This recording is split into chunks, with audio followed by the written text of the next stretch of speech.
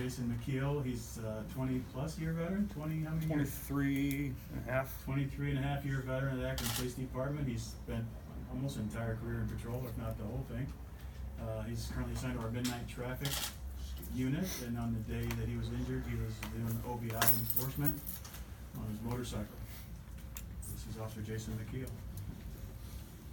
You want to start off by just walking us through what happened, just the whole scenario? I was doing some enforcement on North Portage Path on the motorcycle between Garmin and Market Street.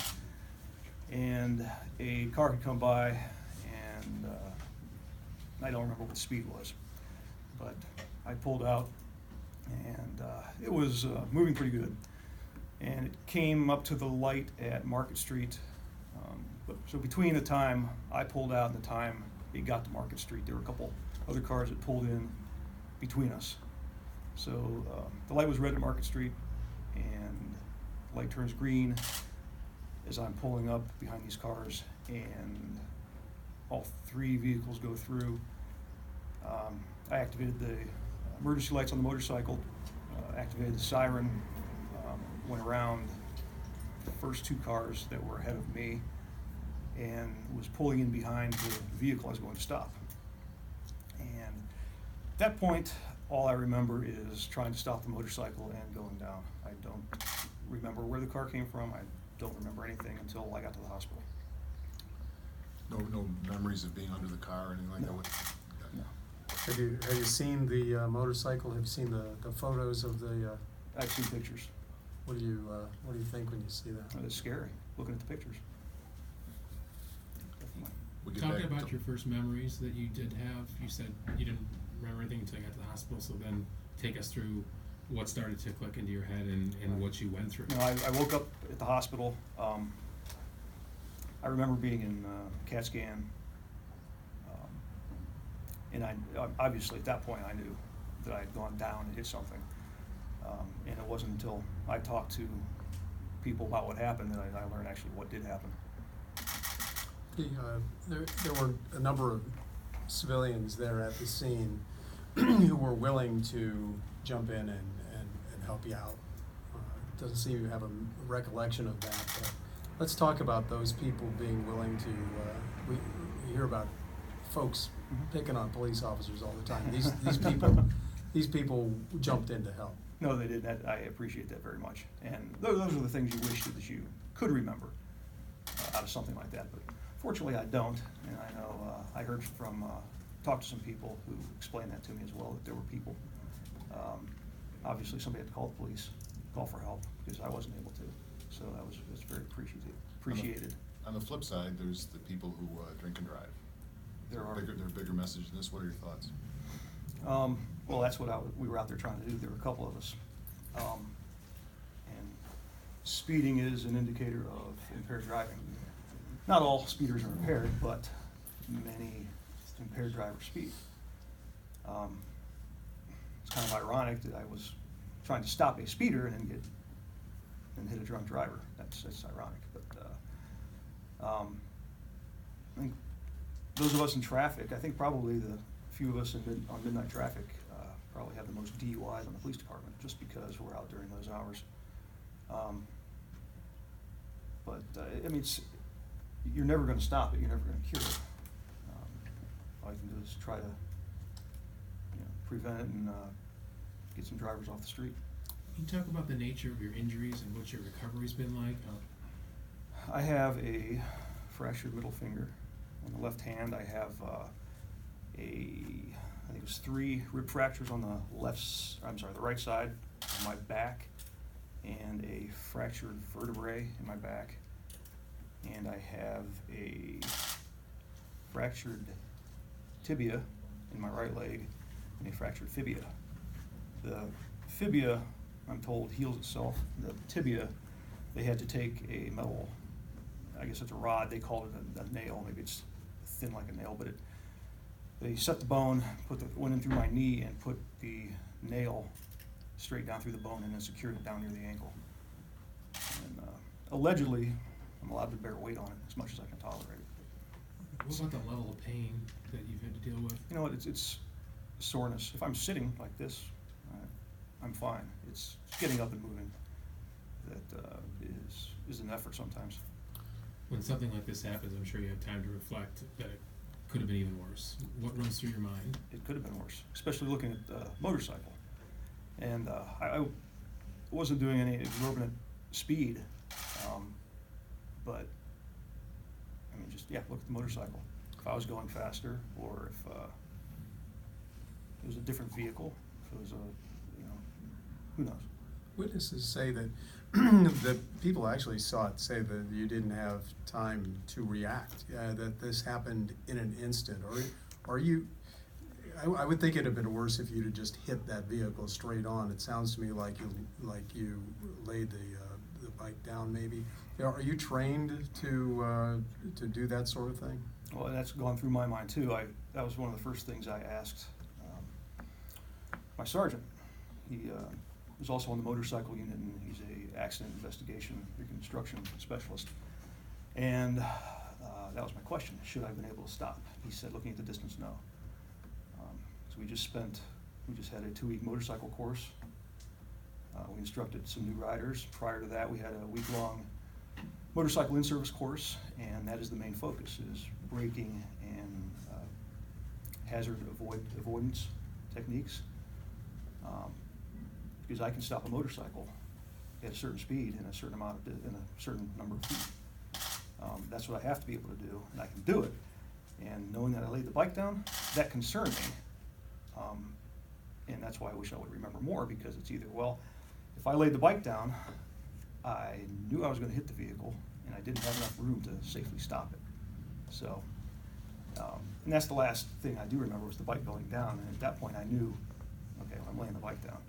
So intentionally did I do that? I don't know, 'cause I don't remember. But the motorcycle stops quicker than a car. And if you have the distance, you can safely stop the motorcycle. That's what people need to understand. All these motorcycle accidents that you had, I mean, every week it seems, from April till October, somewhere you're reading about a fatal motorcycle accident. And that's because, number one, people don't know how to stop a motorcycle in proper braking, either too much or too little, or improper curve negotiation, or they cannot countersteer around a hazard. Those are the things we teach officers. They have to be able to do it, or they don't pass the course. So that was my first concern. Well, did I screw something up by not stopping the motorcycle? And as it turns out, I was told you didn't have the distance. We're told that this may not be the first time also that you were struck while you were on a motorcycle. Right. So, go ahead. No, it's not, and because I tried the other method of hitting the vehicle before going down. That didn't work well either. I was escorting a funeral procession, and a vehicle had gotten into the procession and wasn't in the procession. Turned out she was lost, and I was passing by the procession to get back up front on the motorcycle, and out of the blue, all I remember seeing is her taillights for a split second. She tapped her brakes just to slow down to be able to quickly turn left into a driveway in front of me. And once again, I was right there, had no room to stop, and the bike didn't lay down at that point, and I smacked right into the left side of the Toyota's Highlander. What year was that? July 2017. So, will you get on a bike again? Well, should ask her. This bike was my sergeant's bike, so I'm gonna give him some time to cool down. No, yeah, I will. I have one of my own. So yeah, there's. You think about it, but I told my fellow officers who ride, somebody else needs to step up and take one for the team next time I'm done. So yeah, I'll be around. In both of these incidents, you have lights on in the funeral procession and here, and these people are still kind of unaware. Just a normal biker might just have a headlight. There's another message, I think, maybe that watch out for motorcycles. Watch out for motorcycles. And people, there have been studies, people are conditioned to anymore look for two headlights, especially since daytime running lamps have been around for so long. People just look to see if anything's coming. They see these daytime running lamps, and it's two headlights. People see one headlight and it doesn't register sometimes. Same thing with bicycles. Bicycles are on the road anymore, and bicyclists are always getting hit. It's just the nature of the beast, I guess. What would you say, what would you tell people then about it? You have to stop, and it's not you can't look left and look right. You have to look left, look right, and then do it again, and continue to look as you're pulling out. In this case, though, you also had your blue lights on. You had your emergency lights on. So, looking for a motorcycle or a car is one thing, but it's, again, witnesses we talked to say, in their mind, it would have been impossible not to have seen you because of those lights. I mean, that's a whole different ballgame looking at that. The motorcycle's small, but it lights up well. We have a lot of lights, especially 9:30 at night. It's dark out, and it's like a ball of light coming down the road with the lights on. What about getting justice and the fact that this woman had her granddaughter in the vehicle too? There's another element to this, and as Right. an officer. And as an 11-year-old, you don't have a choice whose car you get into. That's the sad part. So for her sake, I'm glad. I guess I can say I'm glad it was me that hit her instead of a large pickup truck or an SUV coming barreling down, or the car I was trying to get in behind to stop. That could have been worse. So, but yeah, the 11-year-old is really an unfortunate victim in this too, because she doesn't have a choice. Grandma wants to take her home, she gets in the car with grandma. So, Do you have a lot of anger towards this person when this happens? All of the no. what you have to go through? No, I mean, just like 2 summers ago, I lost a summer. I'll sit around the house a while. Hopefully it won't be that long. So yeah, I have to adjust what I do and things going on in my life, but I'll get over it. There's no anger. Is that why you're speaking today, to get the word out? People be aware of motorcycles? You have to drinking be aware of driving? motorcycles. And it's a two-way road, because it's not just drivers pulling out, it's motorcycles themselves. You see guys on motorcycles and they want to go way too fast, be it street bikes, racing bikes, or Harley Davidsons. A lot of these guys who ride motorcycles just want to go fast.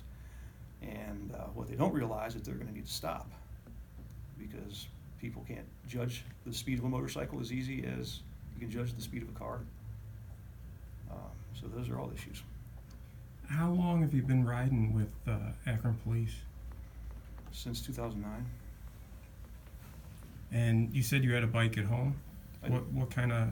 How long have you been riding overall, and what kind of bike do you have at home? I have a 2013 Road King at home. I actually started riding about 11 months before I was put on the police motorcycle unit. So basically my riding experience and training came from the police motorcycle unit. We've done some stories about Police Memorial Week. Does this take on added meaning, given your close call? Oh yeah, it does. And I thought of that the other day. I was watching the news and saw some of the ceremonies going on. So yeah. Do you have, if it's not too personal, married with kids, or do you want Married with 4 kids. 4 kids? Can you put that into perspective, that someone's poor choices put your family in a situation where you could have been more seriously injured or even killed, and what this woman did to your family, so that it gets the message out about drunk driving, not just motorcycle safety? Right. It's all about your choices, and nobody intentionally did anything to me or my family, but it happens. You make a choice to drink, okay? Then you need to know you can't be out and about. You make a second choice to get behind the wheel of a car. You make a third choice to take your granddaughter. Then you make a choice to come up to a stop sign and pull out. And those are her choices. And she wasn't making her choices intending to hurt somebody, but she was apparently impaired and just made poor choices because of that. Mrs. McKeel, would you be willing to talk to us about like what this is? Just give us a couple comments about how it impacted you or anything like that? Would you mind doing it by the mic? Just don't have to. It's up to you, just to kind of hear what, from the wife's perspective, because the wife's the most important person. You want up or? No, you can stay. Just from the perspective of what this has done, what this has put you through. You know, you get that knock on the door and, they told me right away he's fine, so, you know, I just try to remain calm and I don't want the kids to get worked up, you know. We make it through it. We've been through this a couple times now. You know, I support his decisions. I support him getting back on the motorcycle. I know he's safe. He's got great training, so we'll make it through. We always do. And your feelings about a drunk driver doing this and putting your whole family through this ordeal, or what, or message, or whatever? You know, my message is nowadays there's Uber, Lyft. Pick up the phone and call somebody. I mean, we're not big drinkers, and you know, I hope one day my kids realize the same thing. I don't care what time you call me. Pick up the phone and call. You know, I'll pick anybody up. Give you my phone number. You know, just keep everyone safe out there. And as the wife of an officer, this is the fear that so many wives or husbands of female Yeah, have. but I don't live in fear. You know, I know his training's gonna kick in, and he's gonna try to come home no matter what. So, and I don't want my kids to live in fear either. You know. What's your first name? Dawn. D-A-W-N? Yep. Okay. Thank you. Mhm. You guys are great, thank you. Thanks, guys. Thank you.